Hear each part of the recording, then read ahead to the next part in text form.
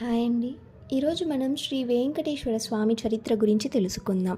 భూలోక వైకుంఠం తిరుమలలో వెలిసిన శ్రీవారి కథ ఎంత విశేషమో చూద్దాం.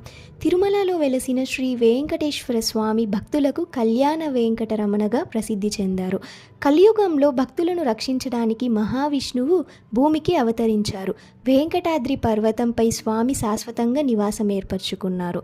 పురాణాల ప్రకారం లక్ష్మీదేవి కోపంతో క్షీరసాగరంలోకి వెళ్ళగా మహావిష్ణువు భూదేవి అవతారమైన పద్మావతి దేవిని వివాహం చేసుకున్నారు. ఈ వివాహం కోసం స్వామి కుబేరుడి దగ్గర అప్పు తీసుకున్నారని చెబుతారు.